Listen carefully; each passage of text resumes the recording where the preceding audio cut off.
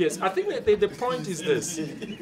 The point is, I don't think we have so much a deficiency of communal setting as much as the sense, I don't know, it was created. There was a natural resource of people being together by the virtue that they live together and they've lived together for long. Now, the sense that I was promised by a government that I'm going to do this for you, I'm going to do this for you, started creating, the loss of control of my own future.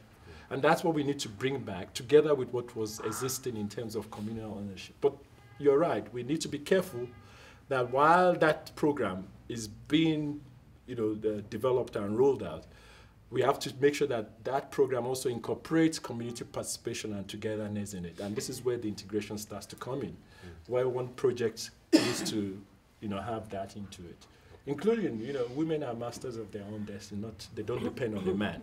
So you need to also float the gender in. This is how you integrate one program that has all those into it. So I would rather fund a program like that shows me those kind of exit points that is multiple and mainstream than just a program that just stands on its own. Anybody else? Because my comment is, from my experience with businesses, we need to, we together, the community and our lab, to go and advocate the project to businesses that are close to you, to the community. We have to create a map of support, because they can give us a lot of skills, on-job skills, even to create a school one day each week at school, your school, to train learners to learn new skills that communities, the business community around you, can use. So this is the mapping of the businesses around will be very useful. Okay, so maybe thank you very much for the Pyramid Group, and now we shall listen to Malawi. Morning. In Malawi, the context is that we are working in a community where droughts are persistent. There are also flooding that happens annually, but this flooding is caused by water that's coming from upstream. Yeah, so there's water coming from upstream. The rains are not occurring in this community, but rather occurring upstream, and then the downstream area gets flooded.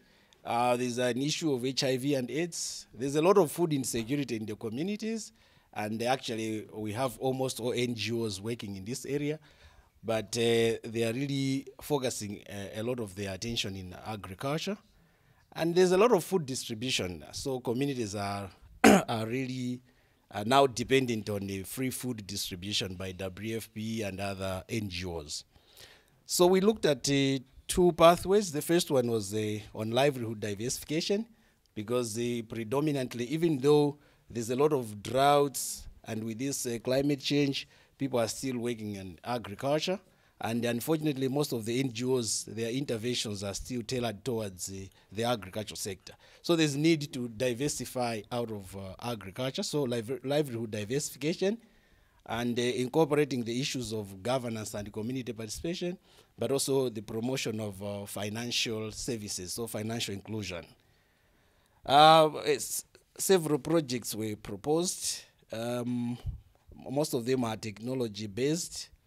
And so some of them are like technology-mediated, service-oriented enterprises, and the profitable small-scale businesses, and responsive mobile-based financial services could be some of the projects proposed.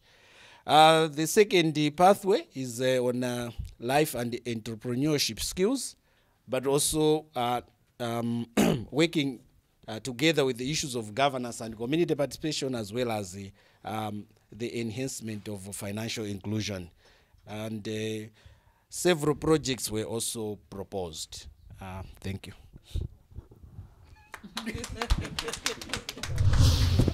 Thank you very much to the Malawi group. Hope you will add some of those contextual projects. Let's listen to the Bytebridge community. Okay, our context, Bytebridge community is semi-arid frequent droughts. It's a border community, burdened with HIV and AIDS, lots of social ills in the area because of HIV and AIDS, and also because of migration. Most of the households are female-headed. Because of the drought, there is livestock production that thrives very well. So in terms of our priority pathways, the priority number 1 is livelihoods diversification. We say so because the area is so much in terms of natural resource products. So they harvest mopane worms, they harvest baobab fruit, they harvest watermelons and cattle and goats, as I've said before. So these resources are there for them. So we're saying what may need to be done is to do value addition of the products that are already existing for the community to have all year round income streams. We promote entrepreneurship around those resources and also organized marketing through mobile networks. So we are mainstreaming mobile services and the best of genders. Then priority pathway number 2 is agricultural practices and marketing. But when we focus on agricultural practices and marketing, we are saying we focus on livestock production because it's already thriving in the area. So we boost it with small grain production because it's a drought area. Small grains can actually survive because they are drought tolerant. So we support livestock production with small grain production. Then we also do livestock value addition because the livestock is there. What they are currently doing is just to sell the livestock. So we thought of livestock value addition. So agriculture is actually supporting the diversification, the livelihoods diversification. Good morning. The community is Dikgale, Limpopo province. The context is Dikgale or Dikgale communities are semi-arid, high HIV burden, high crime rates, too much use or abuse actually of alcohol and drugs, high dependence on social grants. They don't believe that they can do something for themselves, rather the state must provide social grants. Teenage pregnancy is very high and there's high rate of unemployment. Our priority pathway 1 is life and entrepreneurial skills training. And these projects should be cross-cutting in terms of gender and HIV/AIDS. We thought of anti-drug and alcohol abuse campaigns or projects whereby we need to come up with a community support center in order to develop role models not to take drugs and alcohol. Secondly is training in life skills, basically basic life skills, soft skills, to develop strong self-esteem, good citizenry, and yeah, I think that is coupled with comprehensive life skills. Another example of projects is mobile services for attitudinal change and disseminating information on opportunities for business and employment purposes. Subsequent to that is low-cost small business ideas under life skills to generate those ideas. And lastly is marketing skills for small businesses. Priority pathway 2 is livelihood diversification. And here, examples of the projects which are being thought, 1 is chicken production from local available feeds, the waste. Prof. Ngambi has got more information on that. Goat milk production, stockfiles or community-based saving schemes to mobilize resources for small businesses and private sector sponsoring local businesses and projects. So that's all from Dikgale.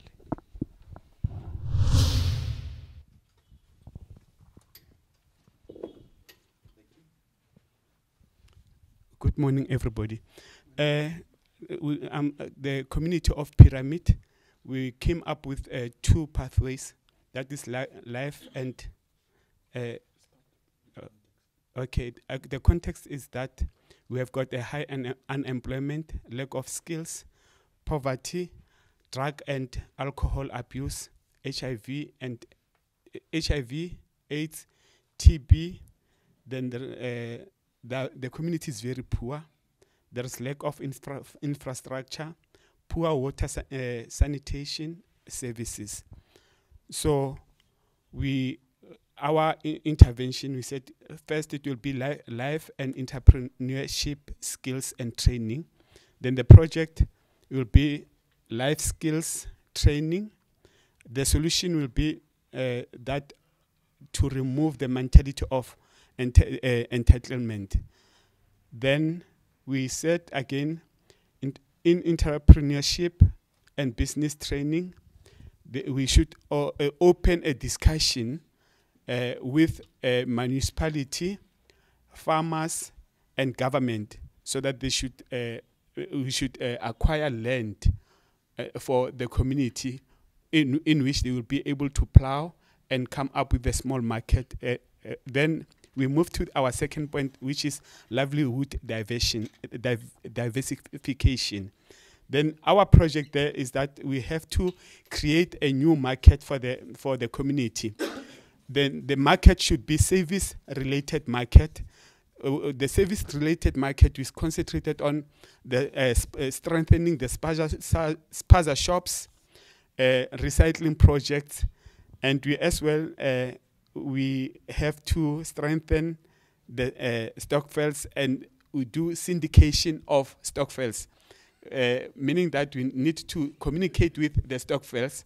They must come together. If the one stockfield is having 50,000 rands or 20,000 rands, they should put up the money together and come up with a project that will be community driven and will empower the community within Pyramid area.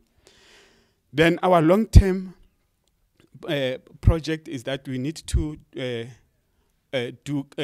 interact with government to come up with a land that they will be able to build infrastructure and build small houses for the community, and the community should be able to settle inside of that in the area, instead of after skilling them leaving the area and going into other like cities and so on. They should develop their own people inside a Pyramid area. Thank you. Thank you very much.